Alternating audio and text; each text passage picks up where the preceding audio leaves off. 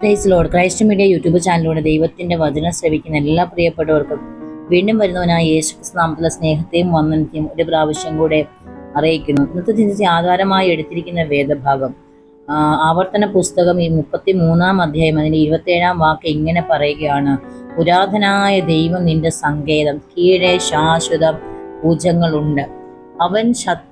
അവൻ ശത്രുവിനെ നിന്റെ മുമ്പിൽ നിന്ന് നീക്കിക്കളഞ്ഞു, സംഹരിക്ക എന്ന് കൽപ്പിച്ചിരിക്കുന്നു.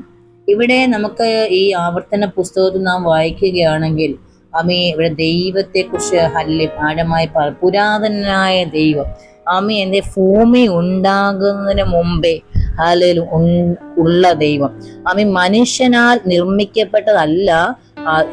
യഥാർത്ഥ ദൈവം സത്യദൈവം മനുഷ്യനെ നിർമ്മിച്ച ദൈവമാണ് കർത്താവ്. ഹല്ലേലൂയ. ഇവിടെ പറയുകയാണ് പുരാതനായ ദൈവം നിന്റെ സങ്കേതമാണ്. അപ്പൊ ഹല്ലേലൂയ, ഈ ഭൂമി ഉണ്ടാകുന്നതിന് മുമ്പേ, ഭൂതലങ്ങൾ ഉണ്ടാകുന്നതിന് മുമ്പേ നമ്മൾ ആശ്രയിക്കുന്ന സർവശക്തനായ ദൈവം പുരാതനമായ ദൈവമാണ് സകലത്തെയും നിർമ്മിച്ചത്. ഹല്ലേലൂയ. സകല ചരാചരങ്ങളെയും മൃഗങ്ങളെയും മനുഷ്യരെയും ഈ ഭൂമിയിലുള്ള സകലത്തെയും നിർമ്മിച്ചത് സർവശക്തനായ ദൈവമാണ്. ആ ദൈവമാണ് ഒരു ദൈവ പൈതന്റെ സങ്കേതം എന്ന് പറയുന്നത്. സങ്കേതം എന്ന് പറയാൻ നമ്മുടെ ഹല്ലേലൂയ നമ്മെ ഭയപ്പെടുത്തുന്ന, ഭീതിപ്പെടുത്തുന്ന, പേടിപ്പെടുത്തുന്ന സാഹചര്യങ്ങൾ നമ്മുടെ ജീവിതത്തിൽ കടന്നു വരുമ്പോൾ നമുക്ക് സങ്കേതമായി ഉള്ളത് പുരാതനമായ ദൈവമാണ്. അതായത് ഭൂമി ഉള്ളതിന് മുമ്പേ നാം സകലതും അറിയുന്നതിന് മുമ്പേ നമ്മെ അറിഞ്ഞ ദൈവമാണ് നമ്മുടെ കർത്താവ്. ആ ദൈവം നമ്മുടെ സങ്കേതമാണ്. ഇവിടെ പറയുകയാണ്, ആവർത്തന പുസ്തകത്തിൽ പറയുകയാണ്, പുരാതനമായ ദൈവം നമ്മുടെ സങ്കേതമാണ്. ഈ ഭൂമിയിൽ പല സങ്കേതങ്ങൾ ഉണ്ടായിരിക്കും അല്ലെ. പ്രശ്നങ്ങളുടെ നടുവിൽ, പ്രയാസം നടുവിൽ, ഏത് സാഹചര്യത്തിന്റെ അവസ്ഥകൾ നമ്മൾ കടന്നു പോകുമ്പോൾ നമുക്ക് സങ്കേതത്തിന് വേണ്ടി നമ്മൾ എന്ത് ചെയ്യാം, ഓടി ഒളിക്കും. പ്രശ്നങ്ങളുടെ നടുവിൽ ഓടി ഒളിക്കാൻ ഒരിടം, നമുക്ക് താന്നിരിപ്പാൻ ഒരിടം, അതാണ് സങ്കേതം. പക്ഷികൾ പറന്ന് തന്റെ കൂട്, സങ്കേതം എന്ന് പറയുന്നത് തനിക്ക് വസിക്കുവാനുള്ള ഇടമാണ്. ഹല്ലേലൂയ. കാറ്റും കോളുമില്ലാത്ത ഒരിടം. ഹല്ലേലൂയ എന്ന് പറയുന്ന പക്ഷികൾ ഓടി തന്റെ സങ്കേതങ്ങൾക്ക് അണയുന്നത് പോലെ നമുക്ക് ദൈവത്തിന്റെ മക്കൾക്ക് ഹല്ലേലൂയ ഓടി അണയുവാനുള്ള ഇടമാണ് ദൈവത്തിന്റെ ഹല്ലേലൂയ സന്നിധി എന്ന് പറയുന്നത്. അവിടെ മാത്രമേ നമുക്ക് സങ്കേതമുള്ളൂ, നമുക്കൊരു ആശ്രയമുള്ളൂ. ഹല്ലേലൂയ. ഇവിടെ പറയുകയാണ്, നിങ്ങൾക്ക് സങ്കേതമായി, നിങ്ങൾക്ക് ആശ്രയമായി ഉള്ള ഇടം അത് ദൈവത്തിന്റെ സന്നിധി മാത്രമാണ്. മറ്റൊരിടത്തും എന്ത് ചെയ്തില്ല, നമുക്ക് ആശ്രയമില്ല, സങ്കേതമില്ല എന്ന് പറയുകയാണ് പുരാതനമായ ദൈവം. ഹല്ലേലൂയ. ഹല്ലേലൂയ. പണ്ട് മുതലുള്ള ദൈവം, ആ ദൈവമാണ് നിന്റെ സങ്കേതം എന്ന. ഹല്ലേലൂയ. ഹല്ലേലൂയ. കീഴെ ശാശ്വത ഭുജങ്ങൾ ഉണ്ട് എന്ന് പറഞ്ഞ കീഴെ ദൈവത്തിന്റെ കീഴ്, അതായത് നമ്മൾ 91 സങ്കീർത്തനം വായിക്കുമ്പോൾ അത്തന്നെ മറവിൽ സർവശക്തന്റെ കീഴിൽ പാർക്കുന്നവൻ ഹല്ലേലൂയ എന്ന് പറയുന്നത് പോലെ ഹല്ലേലൂയ സർവശക്തൻ നീൾ, അതാണ് ശാശ്വത ഭുജങ്ങൾ ഉണ്ട് എന്ന് പറഞ്ഞു. അവൻ നിന്റെ ശത്രുവിനെ നിന്റെ മുമ്പിൽ നിന്ന് നീക്കിക്കളഞ്ഞു. അപ്പൊ നമ്മുടെ ദൈവം, സർവശക്തനായ ദൈവം നമ്മുടെ മുമ്പിൽ നിൽക്കുന്ന ശത്രുവിനെ ദൈവം എന്ത് ചെയ്തു, നീക്കിക്കളഞ്ഞു. ഓൾറെഡി കർത്താവ് എന്ത് ചെയ്തു, അത് ചെയ്ത് കഴിഞ്ഞു. അതോർത്ത് നമ്മൾ എന്ത് ചെയ്യുക, ഭാരപ്പെടുന്ന. എന്നിട്ട് കർത്താവ് പറയുന്നത് സംഹരിച്ചു കഴിഞ്ഞു. ഹല്ലേലൂയ. നമുക്കറിയാം, നമ്മൾ ഹല്ലേലൂയ വെളിപ്പാട് പുസ്തകം നാം പഠിക്കുമ്പോൾ നമുക്ക് കാണുവാൻ കഴിയും, അന്ത്യക്രിസ്തുവിനെ എന്ത് ചെയ്യുക, ദൈവം ഹല്ലേലൂയ ചങ്ങലക്കിടേണ്ടതിന് ഹല്ലേലൂയ ആ സമയത്തിലേക്ക് അടുത്തുകൊണ്ടിരിക്കുകയാണ്. അവന്റെ അവസാനം എന്ന് പറഞ്ഞ അവനെയും അവന്റെ ദൂതന്മാരെ എന്ത് ചെയ്യുക, ന്യായവിധിക്കായി ഹല്ലേലൂയ എരിയുന്ന തീച്ചൂളയിലേക്ക് വലിച്ചെറിയുവാനുള്ള ആ ഒരു പ്രവൃത്തി കർത്താവ് എന്ത് ചെയ്തു, ഓൾറെഡി ചെയ്ത് കഴിഞ്ഞു. ഹല്ലേലൂയ. അവന്റെ സകല പ്രവൃത്തികളെയും ദൈവം എന്ത് ചെയ്തു, അവസാനിപ്പിക്കേണ്ട ഒരു തീ കുണ്ടം കർത്താവ് എന്ത് ചെയ്യുക, ഒരു സംഹരിക്കുക എന്ന് പറയും, നശിപ്പിക്കുക എന്നർത്ഥം. അവന്റെ സകല പ്രവൃത്തികളെ കർത്താവ് നശിപ്പിക്കാൻ കൽപ്പിച്ചിരിക്കുകയാണ്.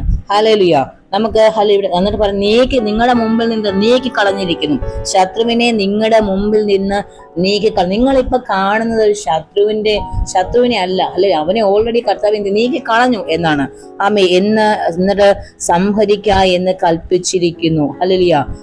നിങ്ങൾക്ക് നേരെ കടന്നു വരുന്ന ശത്രുവിന്റെ എല്ലാ പോരുകളും എന്ത് ചെയ്യുക, മാനുഷികമായ പൈശാചികമായുള്ള പ്രവൃത്തികളെ കർത്താവ് നിങ്ങളുടെ മുമ്പ് നീക്കിക്കളഞ്ഞ, എന്നിട്ട് അവന്റെ പ്രവൃത്തികളെ ഒക്കെ എന്ത് ചെയ്യുക, ദൈവം സംഹരിക്കുക എന്ന് കൽപ്പിച്ചിരിക്കും. ദൈവം കൽപ്പിച്ചാൽ എന്ത് ചെയ്യും, അതങ്ങനെ സംഭവിക്കും. ഇങ്ങനെ ഇവിടെ പറയുകയാണ്, പുരാതനമായ ദൈവം എന്ന് പറയുമ്പോൾ എറ്റേണൽ ഗോഡ് എന്നാ പറയുന്നത്, നിത്യനായ ദൈവം. ആ ദൈവം എന്ത് ചെയ്യാം, നമ്മുടെ സങ്കേതമാണ്. എന്നിട്ട് എവർലാസ്റ്റിംഗ് ആംസ് എന്നാ പറഞ്ഞത്, ശാശ്വത ഭുജം എന്ന് പറഞ്ഞാൽ ഒരിക്കലും താണു പോകാത്ത, ഒരിക്കലും നിലച്ചു പോകാത്ത ദൈവത്തിന്റെ കരങ്ങൾ, ഒരിക്കലും ചലനമില്ലാതെ പോകാത്ത ദൈവത്തിന്റെ കരങ്ങൾ. ഒരു പക്ഷെ നമ്മെ മറ്റുള്ളവർ സഹായിക്കും, അല്ലെങ്കിൽ ഏതെങ്കിലും പ്രതിസന്ധികൾ അവര് ഹല്ലേലൂയ സൂക്ഷിക്കുമ്പോൾ ഒരു പക്ഷെ അവര് ക്ഷീണിച്ചു, അല്ലെ, അവര് ഹല്ലേലൂയ കുറെ നാളൊക്കെ നമ്മെ എന്ത് ചെയ്യുക, അവര് തണലിൽ നിർത്തി കഴിയുമ്പോൾ ചിലപ്പോൾ എന്ത് ചെയ്യുക, അവർക്ക് അത് മടുപ്പ് തോന്നും. എന്നാൽ ഇവിടെ പറയുന്നത്, ഈ ശാശ്വത ഭുജങ്ങൾ എന്ന് പറയുന്നത് ഹല്ലേലൂയ എവർലാസ്റ്റിംഗ് ആംസ് എന്ന് പറഞ്ഞാൽ ഒരിക്കലും നശിക്കാത്ത, ബലമില്ലാത്ത, ഹല്ലേലൂയ എന്ന് പറയുന്നത് ഒരിക്കലും നശിച്ചു പോകത്തില്ല. ദൈവത്തിന്റെ കരം എന്ന് പറയുന്നത് നമ്മെ ഇങ്ങനെ എന്ത് ചെയ്യുക, പൊതിഞ്ഞു പിടിച്ചിരിക്കുക. ആ കരത്തിൽ നിന്ന് നമ്മെ ആർക്കും എന്ത് ചെയ്യുക, അടർത്തിക്കൊണ്ട് പോകാൻ കഴിയത്തില്ല.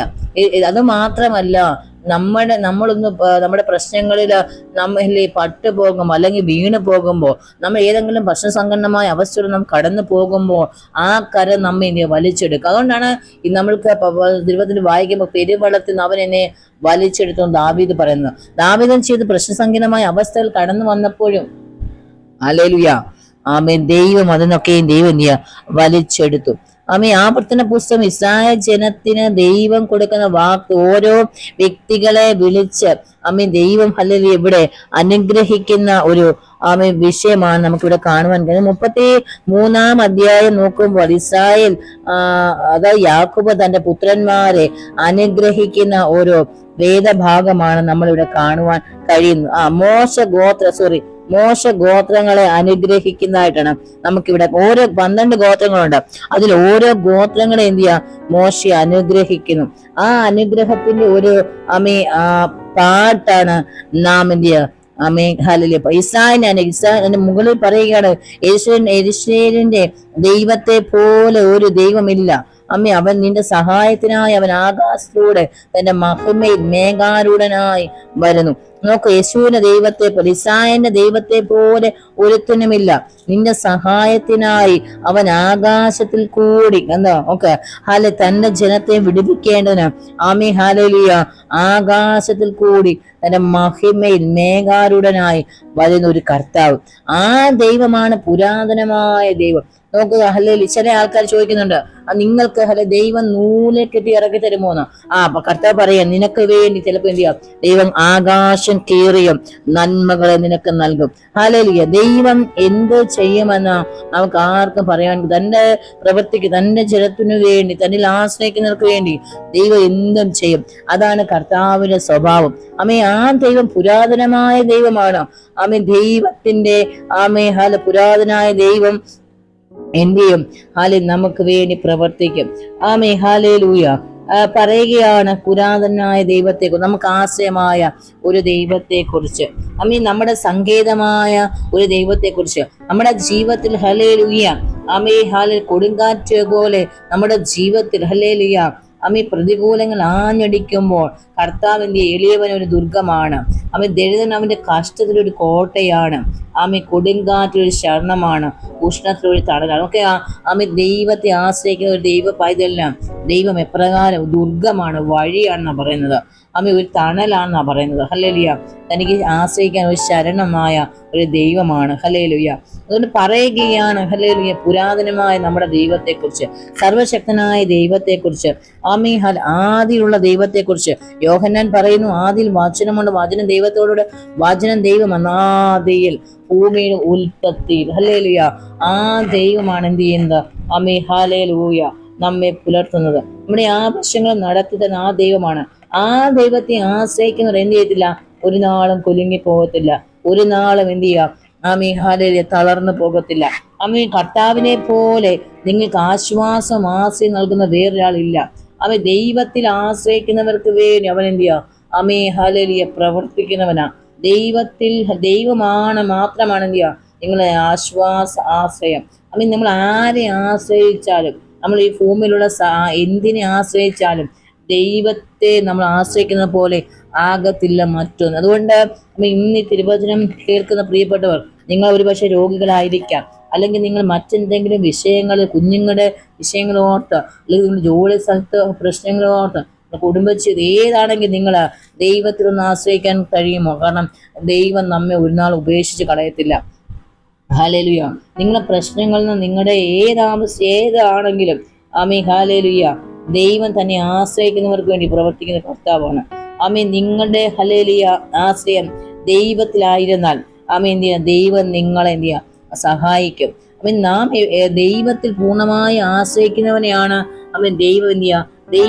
ദൈവം ഇറങ്ങി വരും. നോക്കുക, നമുക്ക് പഴയ നിയമത്തിലൊക്കെ വായിച്ചു നോക്കുമ്പോൾ നമുക്ക് കാണുവാൻ കഴിയുന്നു ആരൊക്കെ ഭക്തന്മാർ ദൈവത്തിൽ ആശ്രയിച്ചിട്ടുണ്ടോ അവർക്ക് വേണ്ടി എല്ലാം എന്ത് ദൈവം ഇറങ്ങി വന്ന് പ്രവർത്തിച്ചിട്ടുണ്ട്.